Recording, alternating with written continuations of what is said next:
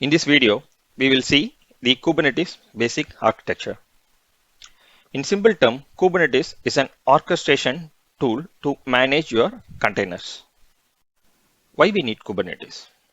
Say for example, you have your application in a standalone containers and you want your application to scale up, scale down the containers or high availability for the containers or load balance your containers or your monitor your containers. You need to do it manually and it is a very tedious process. To overcome this, we need a powerful orchestration tool to manage your containers application. For that, we have Kubernetes. Kubernetes helps you to automatically scale up or scale down the containers based on your application needs. And it will maintain the high availability with zero downtime.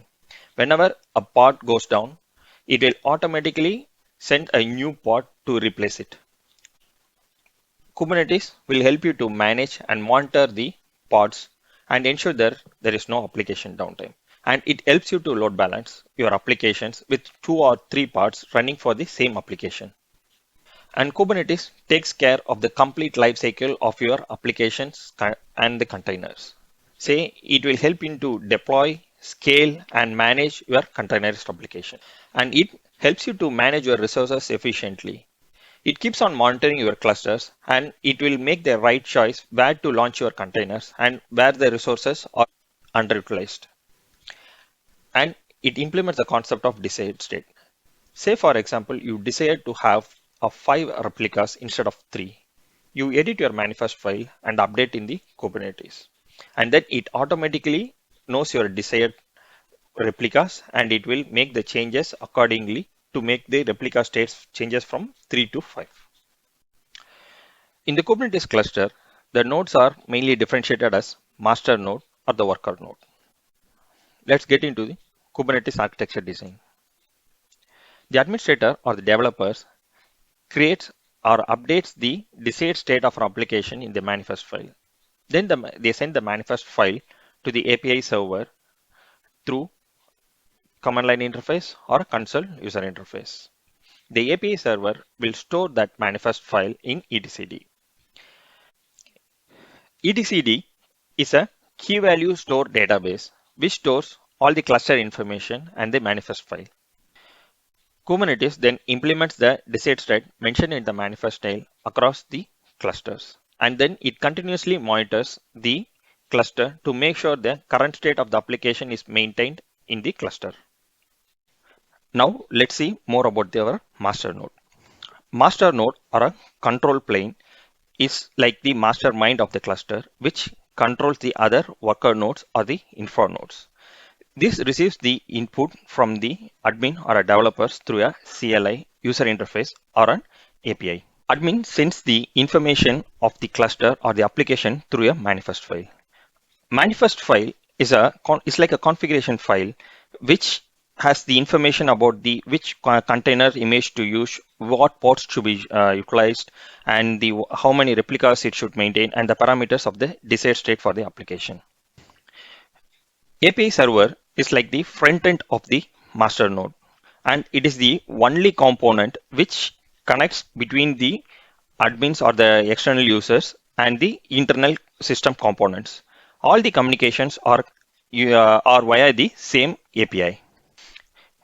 etcd is like a database for the Kubernetes. It backs up all cluster data, stores all the entire cluster information and the state of the cluster. Whenever the master node needs some information, it queries the etcd and get that information and the parameters of the nodes, pods, or the containers. Scheduler is like to schedule the pods in the healthy nodes. The scheduler watches for any requests from the API server and assigns them to the healthy nodes. It maintains the quality of the nodes and deploys the pods to the best suited nodes.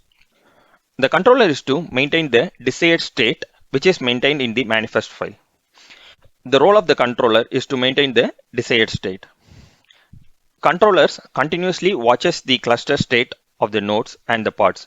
And if some pods goes down, it sends the information to the API server and makes it the pods to bring up in the desired nodes. Worker node is the node which actually contains your applications.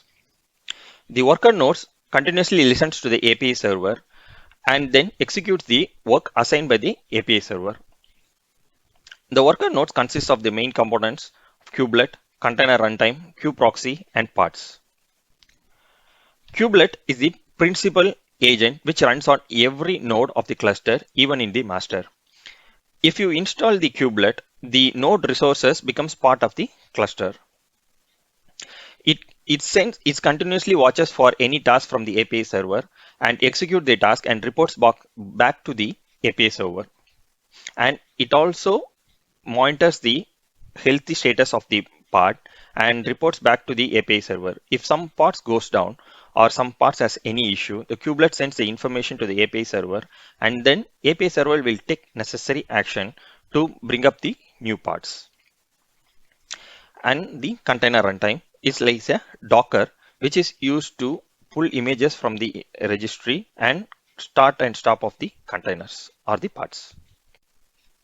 Kubeproxy is a network component which helps to get the IP address for the nodes or implement the IP tables and the rules for routing.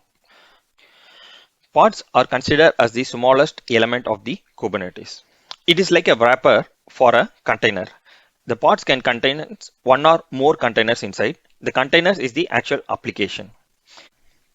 If you need to scale up your application or scale down your application, you can do by adding or removing new parts. Take as an example, you have your web server running in worker node 1 and your app servers running in worker node 2 and worker node 3. And your web server connects your app servers through IP or a DNS. In this case, if your pod named container 3 goes down, okay, when a pod goes down or has some issue, the Kubernetes basically will not try to bring up the same pod. It will destroy the pod and it will bring up a new pod with a new IP and a DNS name. Now, when the web server try to connect your pod container 3, it will not be able to connect with a DNS name or an IP because that IP or a DNS name will not be available and the new pod comes with a new IP and a DNS name. In this situation, your pod 3 cannot be accessed. To avoid this situation, we have a concept called services. Services provides a stable networking endpoint like a fixed IP or a DNS name. By this way, it load balances between the two application parts. When your web server tries to connect the application parts, it connects via the services. When it connects the services, it has a fixed IP and it connects your two parts. Previously, when your web server tries to connect your app servers, it needs to connect your two app servers separately. But now when you introduce services, it connects the services with a fixed IP and it load balances your application between two parts. Say in this case, when your pod container 3 goes down also, the services is always available and the new parts comes up, it will automatically attach to the services. Services uses a concept called labels and selectors. The services and the label information will be maintained in your manifest file. When you define your pod or a container, say for example, you can label it as with a common name like app1. In this case, your pod container 2 and pod container 3 will label as app1. Now the services uses selector to select the labeled pods as app1. By this way, whenever a pod goes down and a new pod comes up with a label app1, it automatically connected to the services. By this way, the pods are seamlessly added to the services at any time and it can be removed when it is not needed.